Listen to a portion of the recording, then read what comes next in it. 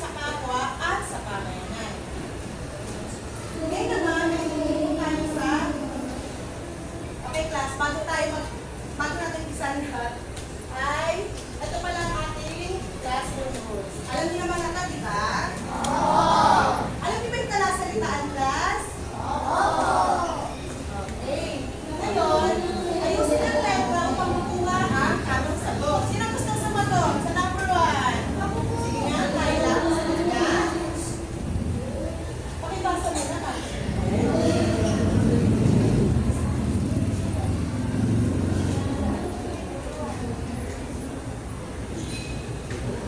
Ano sagot? Tungkulin ba, class?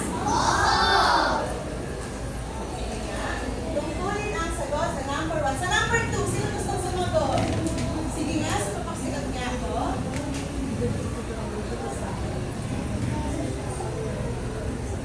Sige, pagsagutan. Ay, okay, ano number?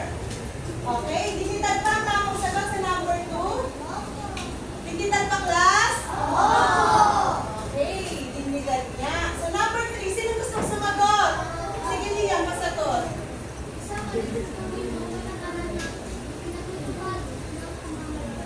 Okay, sa kayo tutunin ang patakaran sa natutupad ng pamahalaan. Ano kayang sagot dito, Liam? Patas ba ang sagot dito, class? Ay, patas niya. Sa number 4, sige ang kesyo rin, pasagot niya. Pabasa at maaari magsagutan. May mga tao na kabilang sa isang bansa o komunidad, mamamayan. Okay, anong sagot? Mamamayan. Mamamayan ba ang sagot, class? Sa number 4, mga tao na kabilang sa komunidad. Okay, mamamayan niya. Sa number 5, maaari ba makibasa at magsagutan? Sabihin na kung sagutan niya.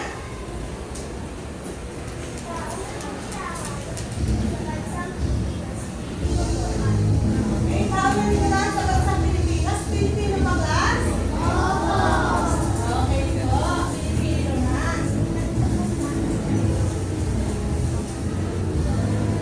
Ayun, nilalang din na ang mga ito. May mga tungkulin tayo na dapat gagalan. Bago po lahat dyan ay may papanood po ang video sa inyo.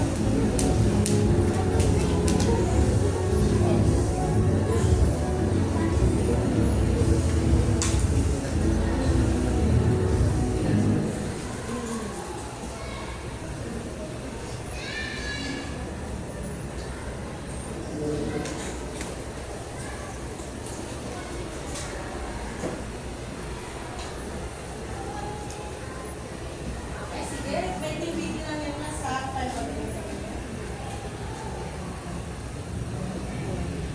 Panangagahan upang ako'y makapasok. Ay naman ang iyan. Nagutan ng kwaderno. Basta ng aralin ko. Natahanan na lang. Natuwa ng kaanoy. Okay, class. May video lang yan na aking pinanood sa inyo, ha? Ang sa mamamayan ay may mga tungkulin na iniatang sa atin ng ating samahalaan. Ito ay dapat natin tuparin ayon sa saligang batas. Ngayon, alam niyo na ba yung topic or paksa natin ngayon, class? Ano sa palagay yung paksa natin ngayon? Sige nga, check ha. Tungkulin ba ng mga mamamayan, class? Tingnan nga natin. Mga tungkulin ng mamamayang Pilipino batay sa saligang batas ng 1987, Article 4, Section 5.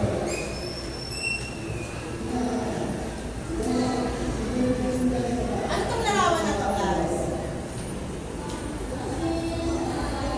Okay. Tingnan na.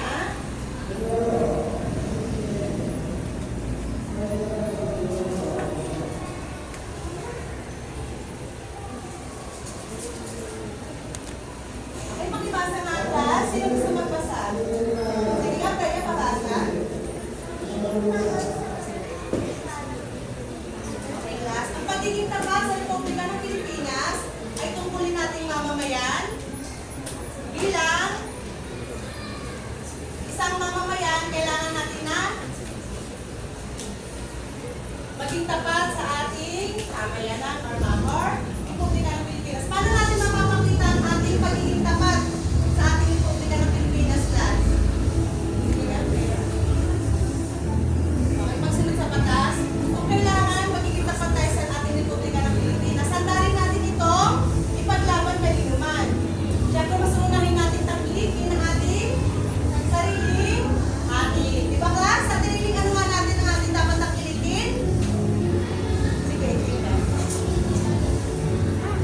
tayo sariling atin. Ngayon naman ay tumako tayo sa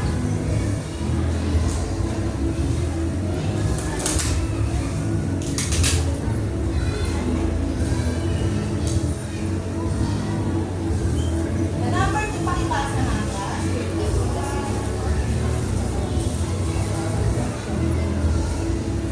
Sige nga. Sa'yo din, pabasa na. Galang sa watawan ng Pilipinas.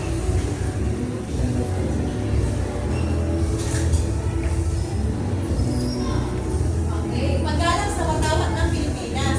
Ang ating watawat ay isa sa sagisag nating mga Pilipino. Di ba, class?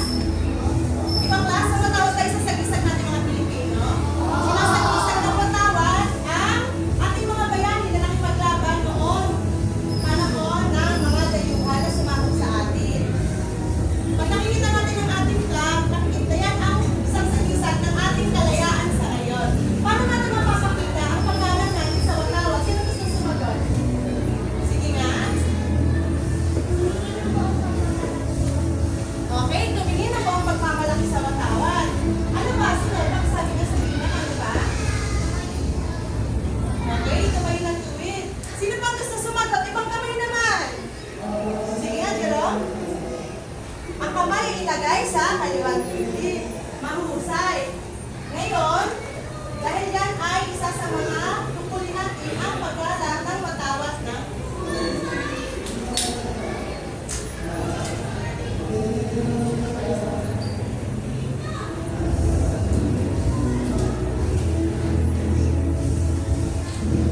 Ngayon, dito na tayo sa pangatlong tungkulin ng ating mamamayan. Bilang isa sa mga mamamayan, meron pa tayong iniatag sa atin. Ito pa ang pangatlong tungkulin. Pakipasa nga, Ramon.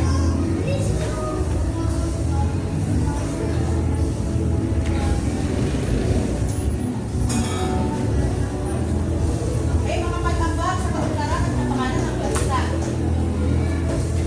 Bilang Pilipino or bilang mamamayan, tungkulin natin na mga magtambag tayo sa kaunlaran at kapakanan ng bansa.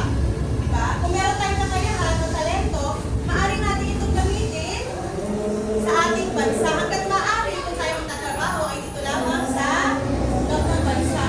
Bilang pag-aaral, paano niyo masasabi or paano kayo makakapag-ambag ng ating para sa kaunlaran ng ating bansa? Sige nga, check out. Okay, pagbibigay ng servisyo bilang pag-aaral, usually, paano ka makakapag-ambag? Okay, kapag may proyekto po sa paaralan, ay dapat po makikitulong. Ano pa? Bilang bata. Okay, sige po. May bahagi ang kakayahan at talento para sa kapakanan ng bansa. Okay, dapat na ibahagi ang talento ng kaya ng bansa. Halimbawa, itong si Sailin na isang doktor. Magtatrabaho ba siya muna sa ibang bansa o dapat dito sa loob ng ating bansa? Ang aming bansa. Oo, dahil yun ay isa sa ambag natin sa ekonomiya.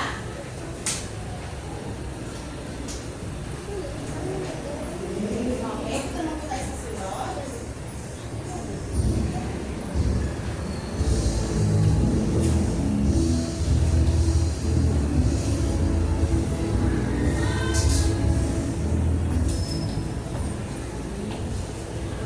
Pakibasa nga, leader. Papalalasan ko, leader, pakibasa ko. Okay, sa number 4, tungkulin din natin bilang mamamayan ay sumunod sa batas. Ginawa ang batas class para sa kaayusan at katiwasayan ng ating bansa. Kung wala bang batas, tingin nyo, ano mangyayari sa bansa natin? Sige nga, ikaw. Ano po? Magkakagulo po? Ano pa po? Pwede natin sagot. Sige nga, Alexandra. Sumunod sa batas sa sumunod. Kung anong batas ko?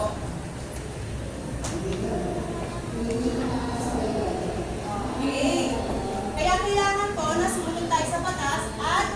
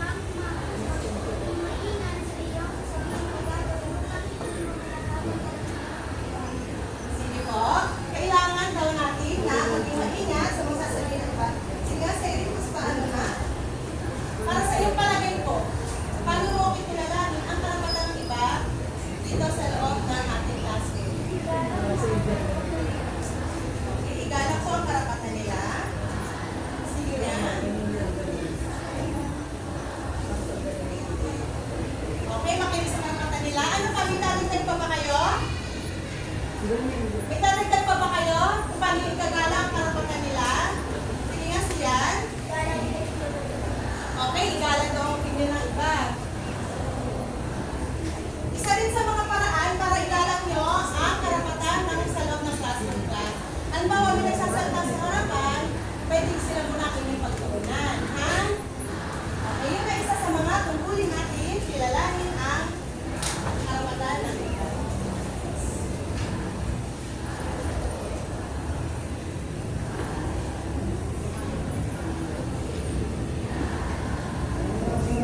Okay, dito naman tayo sa number 7.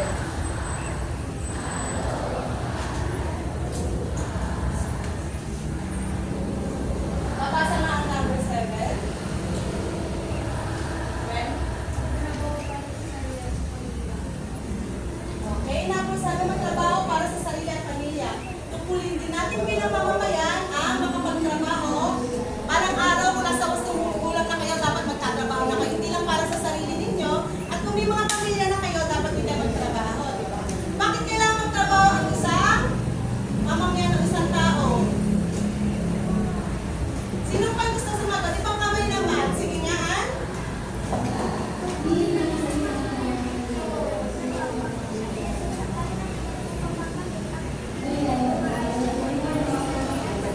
Okay, sige. Irish, pasagot na.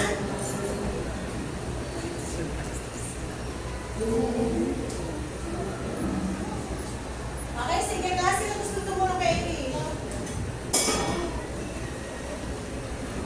Sige nga. Okay, pasagot.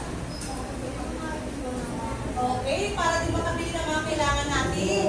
Sabi nga, para may makain, kailangan natin magtrabaho para sa sarili natin, para may makain. Para matulungan ang ating pamilya, syempre ang ating sarili. Para sa hinaharap, kung may magandang trabaho, syempre may magandang aktibidad.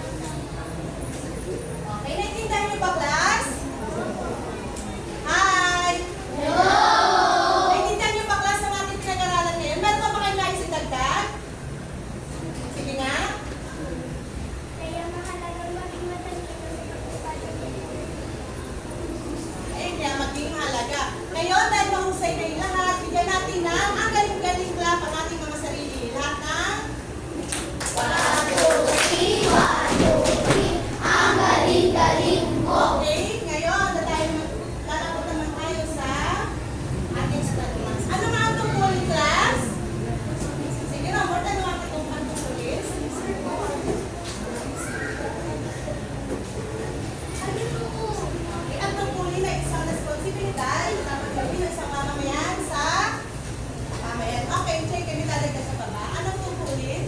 Pagsusunod ng class at pagkala sa mga Okay. Ngayon naman po, itatay tayo sa ating panghatang gawain.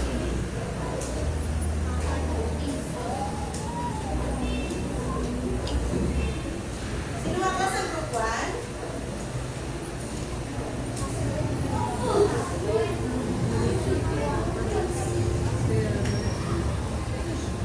Group 1 ay gagawa ng slogan. Group 2 ay gagawa ng at sa group 2 naman ay gagawa kayo ng maikling pila na may kinalaman sa tungkulin ng mamamayan. Sa group 4 po ay gagawa kayo ng poster na may kinalaman sa tungkulin ng meron kayo, ito po yung mga katigilya natin na hawak po. Nababasa niyo ba, class? Okay. Mga patayan, nilalaman, konsentrasyon, operasyon, takdang oras. Meron kayong 5 minuto, 3 o 5 minuto na oras para sa inyong paggawain. Sige, let's gawa na kayo.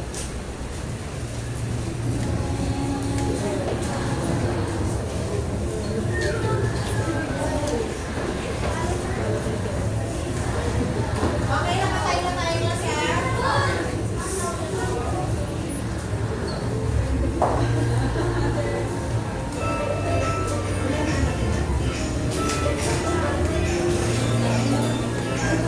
May ano na senior high school na yan. Ang gusto niya, grade 6 na. Sa Malabon. Sa Balay.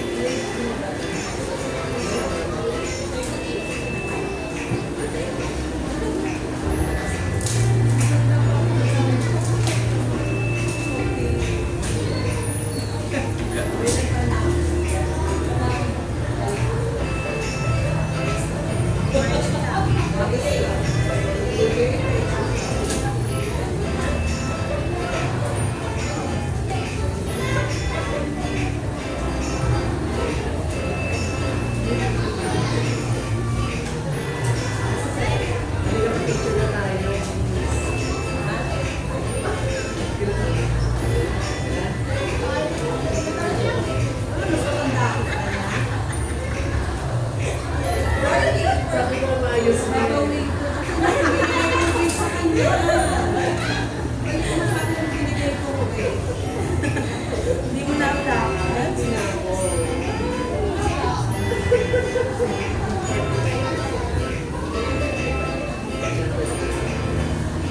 Hindi na makikita.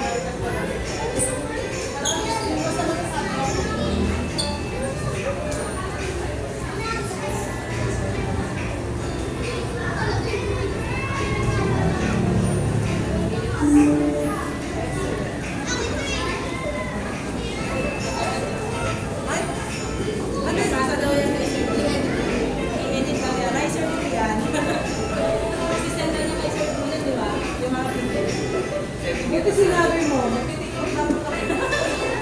Pwede naman.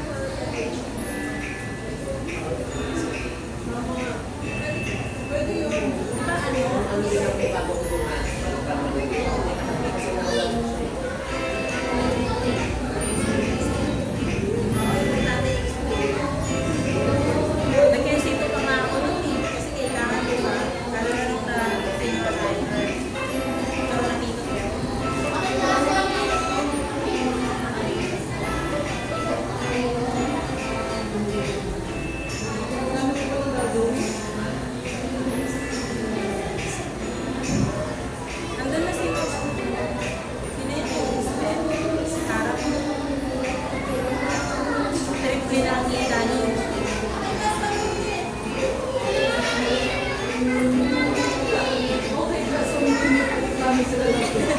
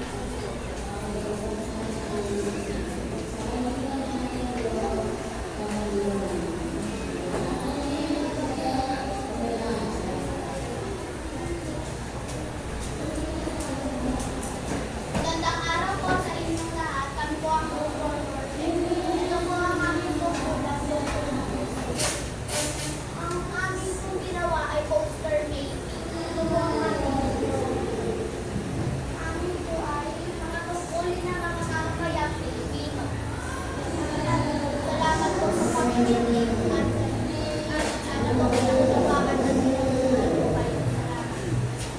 class, bigyan natin ng 4 red flag ang pang-apat.